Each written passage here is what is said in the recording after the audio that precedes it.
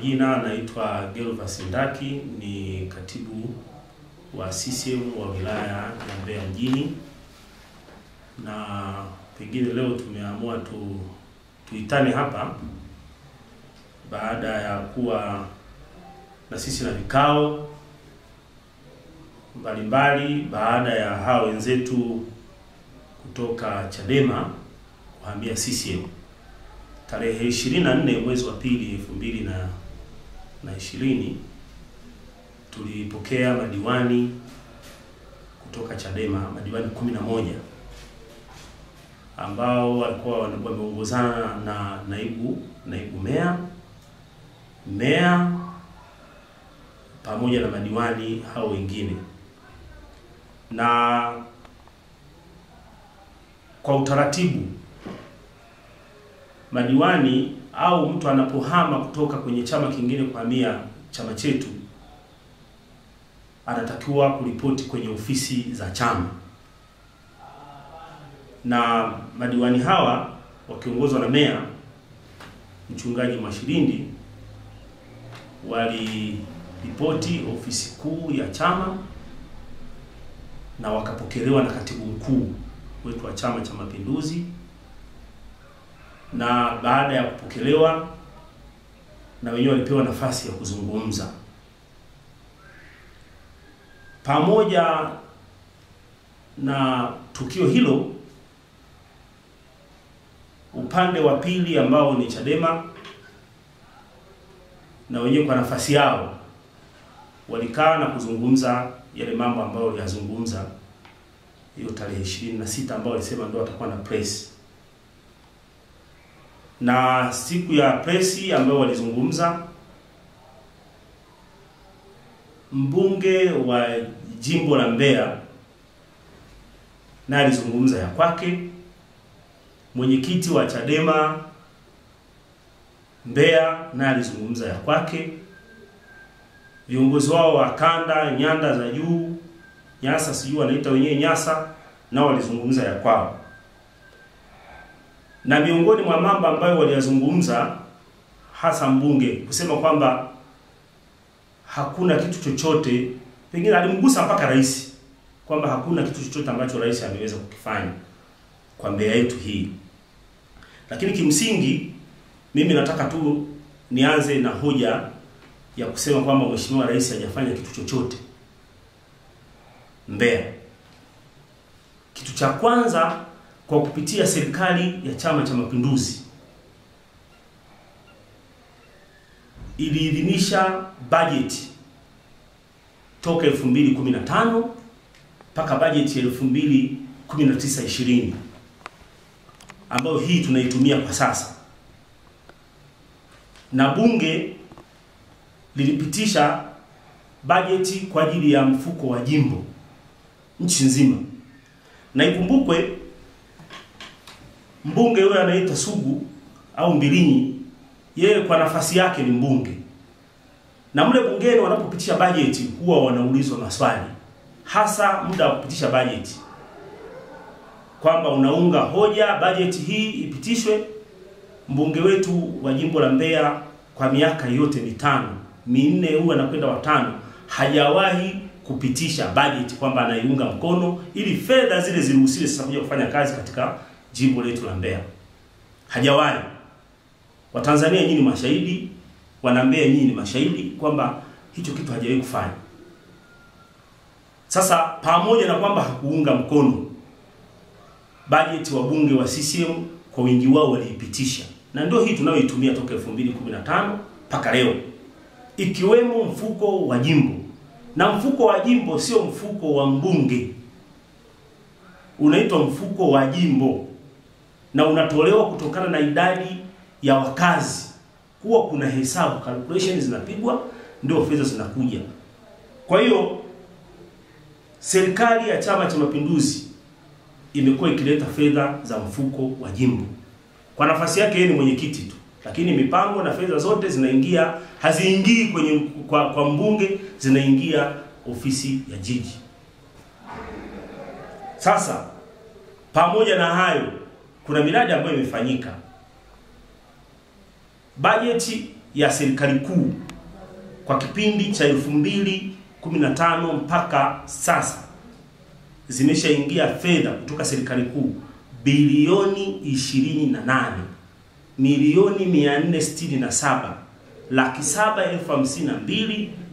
28,747,752,946.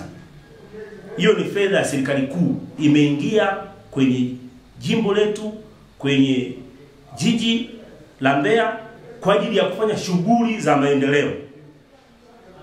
Na shughuli hizo za maendeleo ni ukarabati mkubwa wa Iyunga sekondari ambao shilingi bilioni 1 ililetwa na ifanye huo ukarabati. Lakini pia kuna ukarabati wa miundombinu katika shule ya sekondari Nsoho na Ilomba. Jumla ya shilingi milioni 387 zimeletwa kwa ajili ya ukarabati huo. Lakini pia kuna upanuzi wa kituo cha afya Iyunga. Serikali kuu kwa kupitia Mheshimiwa Rais ameleta milioni 460 kwa ajili ya upanuzi wa kituo cha afya Iyunga. Lakini sisi tumebahatika kupata ujenzi mpya kabisa wa kituo cha afya. Jumla ya shilingi milioni 700 zililetwa, na kituo cha afya Nzovwe hivi tunapozungumza sasa kimeanza kufanya kazi. Milioni 500 zilikuja kwa ajili ya ujenzi na milioni 200 kwa ajili ya kununua vifaa tiba. Ujenzi wa zahanati ya Karobe, jumla ya shilingi milioni 154 zimeletwa kwa ajili ya shughuli hiyo.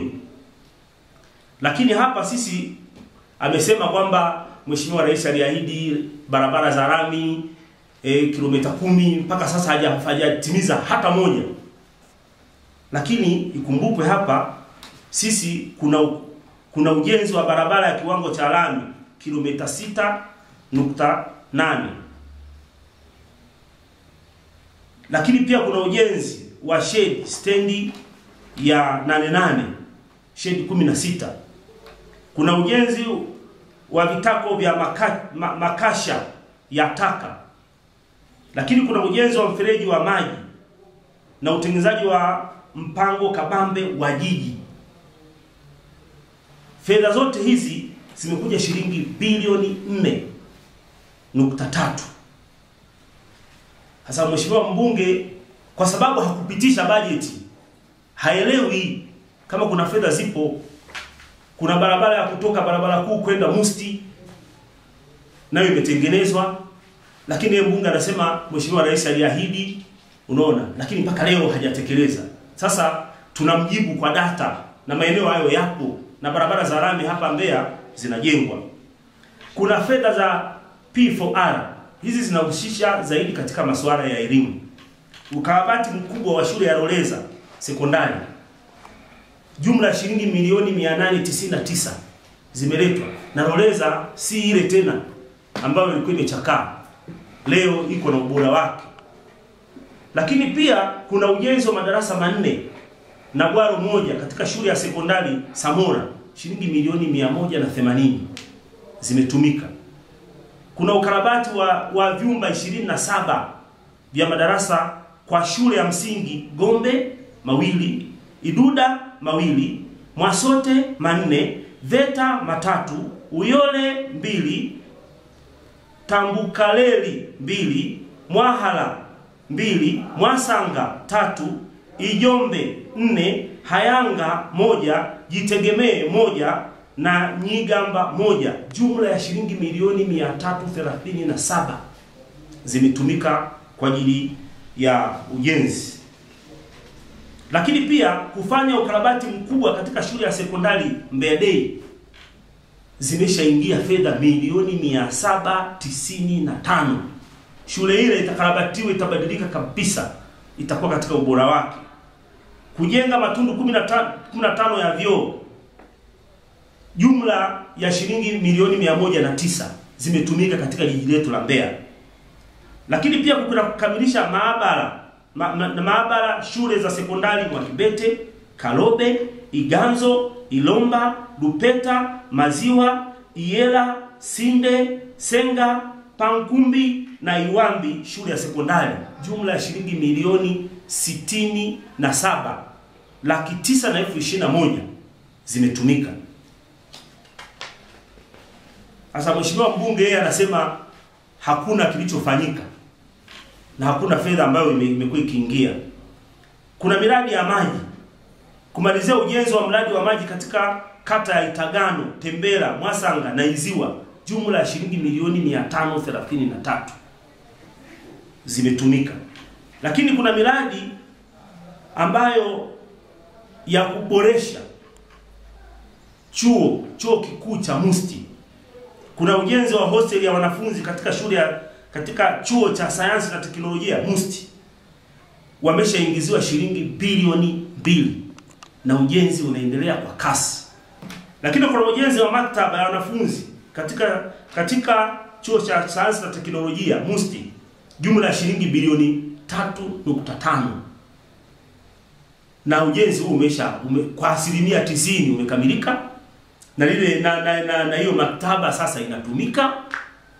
Na kama hajui aenda akaone, asiwe anazungumza tu. Na hata alifanya ziara mheshimiwa rais aliwaahidi moja kwa moja na hizo fedha kishaleta. Na kuna ukarabati mkubwa wa ofisi za watumishi pamoja na walimu. Jumla shilingi milioni 700 zimeshaingia Musti na kazi inaendelea. Lakini kuna miradi inayotekelezwa katika hospitali ya mkoa wa Mbeya. Kuna kujenga ward, jumla ya shilingi milioni 3, jumla ya shilingi bilioni 3.5 zilishaingia. Lakini pia hospitali ya rufaa kuna kujenga maternity ward, jumla ya shilingi bilioni 7 zilishaingia na kazi inaendelea. Lakini kuna kufanya ukarabati wa hostel ya madaktari wa mazoezi, jumla ya shilingi milioni 350. Ukienda hospitali ya Meta kuna wodi zinajengwa na jengo linaonekana peupe, na yote haya ni matunda ambayo sisi kama wana Mbeya tunanufaika nayo. Sasa nitaka nitaje, hii ni baadhi tu ya miradi ambayo nitaka niitamke hapa.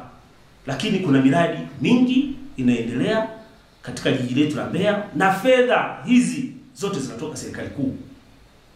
Yeye kwa sababu hakupitisha ndio maana hakumbuki. Alikataa budget. Lakini fedha zinakuja, hata za mfuko wa jimbo zinakuja. Kwa hiyo haya yote nataka nimueleze. Wakati anaongea na waandishi wa habari alisema kabisa kwamba hakuna kitu chochote ambacho fedha imeletwa hapa na hakuna chochote kinachoendelea. Sasa nije kwenye hoja, wanazungumza kwamba madiwani waliotoka wamenunuliwa. Sasa mimi kwa upande wangu kwa kweli, kama CCM inanunua hivi tumebakiza uchaguzi miezi kadhaa tu hapa. Hivi tunamnunua wengi kwa sababu hata uchaguzi wenyewe wa hao madiwani hautafanyika. Hao madiwani 10 wa kata hatafanya uchaguzi. Sasa tunawanunua ili wengi. Wamerudi kwa hiari yao. Lakini kama unasema tunanunua, sasa sijaelewa, wakati Lowassa anahamia kwao sio alimnunua kwa shilingi ngapi? Lowassa karudi tena CCM. Sisi tumenunua kwa shilingi ngapi? Na pengine atupe ushahidi tu kwamba CCM huwa inanunua. Mimi nachukua wakati mwingine hizo siasa ni kama mpira. Mtu anatoka Yanga anaenda Simba, anatoka Simba anaenda Yanga. Lakini unapomchukua mchezaji kutoka kwenye upande wa pili kwa maana ya fedha, si lazima na klabu nayo ilipo. Kwa watu wa basi Chadema ni matajiri sana. Kama CCM huwa inaenda na walipa wao, wanatupa wachezaji, sielewi. Lakini mimi niseme wanatakiwa wao wajitafakari kama chama chao, kwa nini watu wanahama. Wasifiche. Juzi kamati kuu ilikutana na jana imetoa maamuzi. Membe imemfukuza. Sasa sisi watu nunui, yani watu wanahamia CCM Lakini mtu akikosea, sisi kuna nidhamu tunazozifanya. Na mbunge pamoja na mwenyekiti wa Chadema wanazungumza, anasema hawa si tulishajua muda mrefu. Unaona? Ina maana basi mifumo yao ndani ya chama hawaifuati. Sisi unakosea, unachukuliwa hatua. Sasa kama walikuwa wameshafanya tathmini kwamba hawa hawawezi kupita, walijua watahama, kwa nini hawakuwafukuza? Na siku zote ukiona mtu anapiga kelele, ujue imeuma. Kama haijauma huwezi kupiga kelele.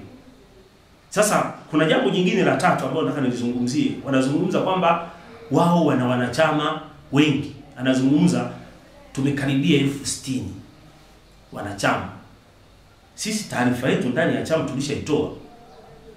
Sisi tuna wanachama 97,000 tayari huko ndani ya chama 97. Tuna wanachama zaidi ya 3,000 hivi wanahitaji kadi, na sasa hivi tunashughulika na katibu wa mkoa atuletee kadi kutoka CCM makao makuu. Kwa tuna uhakika tofauti na huko nyuma kwamba pengine kulikuwa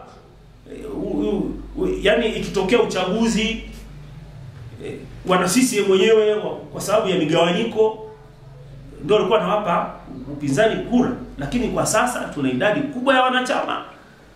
Yeye anazungumza ana wanachama 60,000, sisi tulishavuka siku nyingi sana huko kwenye wanachama 60,000. Unaona? Kama anao 60,000, sisi tuna wanachama 90 na kuongeza na hao 5,000 tutakwenda kwenye 100 na.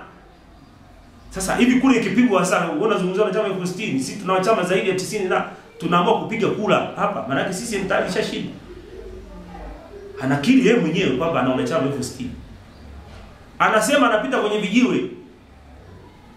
Sasa hata mimi sisi nikiamua kupita kwenye vijiwe sina hivi kwa nafasi yake yeye kama mbunge anapita kwenye vijiwe.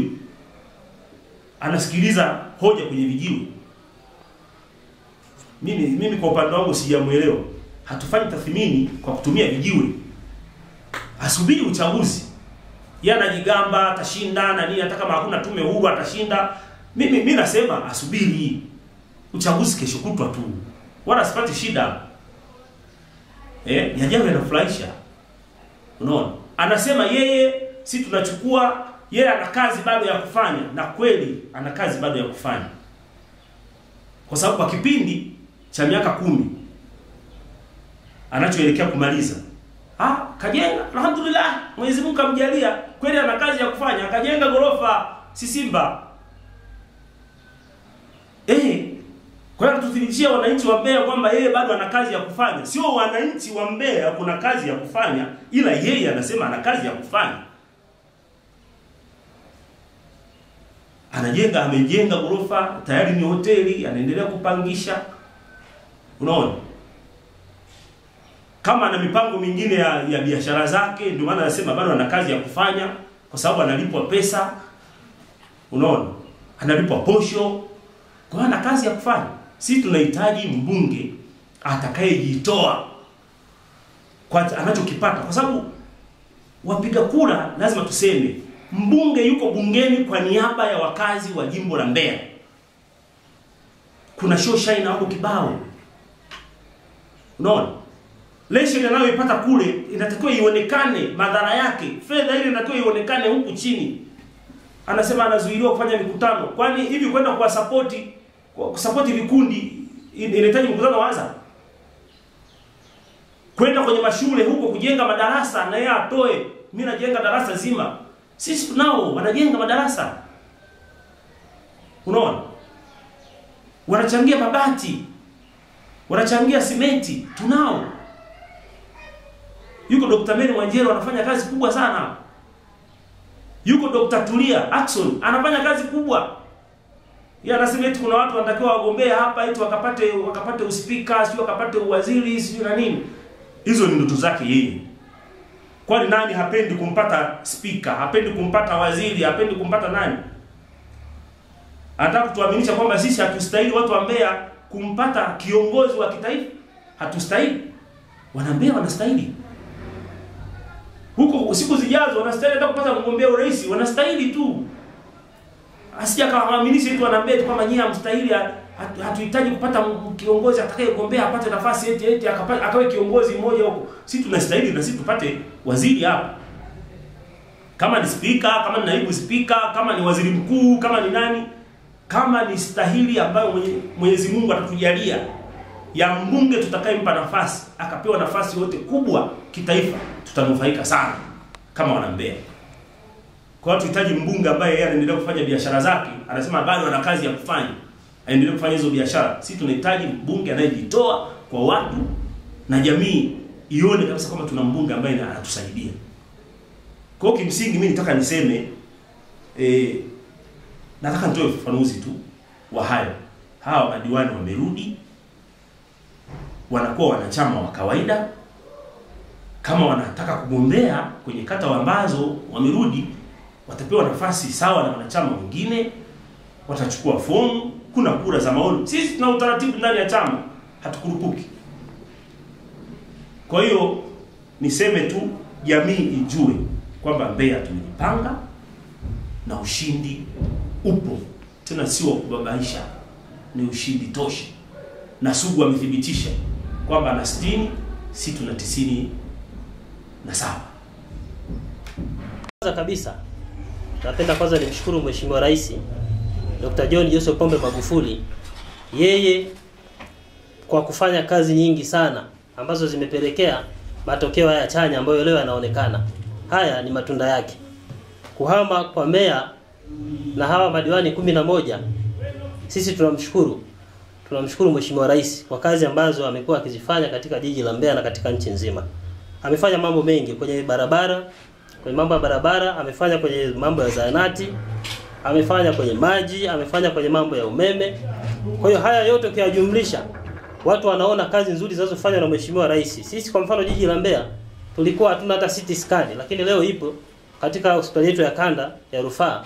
Haya yote ndio maana watu wanaziona hizi kazi kwa vitendo.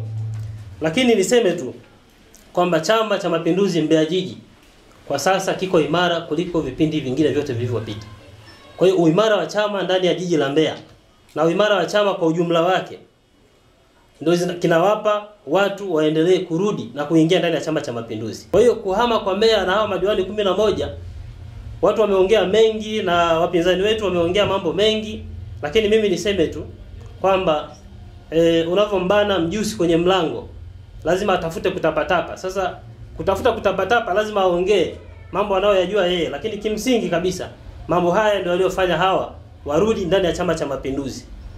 Na mimi kama mwenyekiti niseme niwape salamu kwamba amezungumza katibu wangu kwa data, aliziandaa data na amezungumza nanyi huko. Lakini mimi niseme tu kwamba uchaguzi, mimi kama mwenyekiti uchaguzi Mbeya jiji tumeshamaliza uchaguzi mkuu 2020. Kwa sababu gani? Tayari watu wa Mbeya wameona mambo mengi yanayofanywa na Mheshimiwa Rais Dr. John Joseph Pombe Magufuli, na mambo haya ndio yanapelekea na kunipa ujasiri kwamba uchaguzi wa Mbeya mjini sisi kama chama tumeshamaliza. Kwa hiyo nimpe salamu tu ndugu Sugu, nimpe salamu na hao wengine wote ambao wako naye huko kwamba jiji la Mbeya upande wa Chama cha Mapinduzi uchaguzi tumeshamaliza. Kwa hiyo ndugu wanahabari, mimi kama mwenyekiti wa Chama cha Mapinduzi wa jiji la Mbeya tuseme tu haya mambo yote kwa ujumla. Sasa tunaweza tukawapa salamu na watu wengine wajue kazi za chama tuko imara, kazi inaendelea kufanyika katika jiji la Mbeya na maeneo yote ambayo nyinyi mmepita kushuhudia miradi mikubwa. Sisi kama chama tulishapita hata kukagua kwenye utekelezaji wa mambo ya ilani ya Chama cha Mapinduzi. Tumeona kwenye vyuo, tumeona mambo mengi yanafanyika kwa ujumla wake. Kama nilivyosema hapo awali, kwenye mambo ya elimu, kwenye mambo ya afya, kwenye mambo ya barabara, miundombinu kwa ujumla, mambo haya makubwa yanafanyika. Lakini pia kipindi kilichopita Chama cha Mapinduzi kiliwasahau baadhi ya makundi. Kwa mfano bodaboda, wa machinga, wapiga debe ambao sisi tunaita usafirishaji wasaidizi. Haya makundi muhimu yalisahaulika. Sisi kama chama na kipindi hiki cha uongozi wangu katika jiji la Mbeya tumeyakumbatia haya makundi ambao ni muhimu sana kwetu. Kwa hiyo tunafanya nao kazi vizuri. Kwa hiyo ndio maana na Sugu aliyatumia haya makundi kama sehemu ya mtaji wake. Sasa haya makundi tunayapa mikopo ya halmashauri yanapata na mambo mengine yote ambayo yanaendelea kufanyika katika jiji la Mbeya. Mwisho kabisa mimi niseme tu kwamba Sugu sisi kwanza sio size yetu. Hata mimi mwenyekiti sio size yangu. Kwa sababu gani? Mimi hapa kwenye kamati yangu ya siasa nina madaktari wawili. Nina Daktari Mary Mwenjerwa ambaye ni naibu waziri wa utumishi. Lakini nina daktari ambaye ni naibu spika wa bunge la Jamhuri ya Muungano wa Tanzania.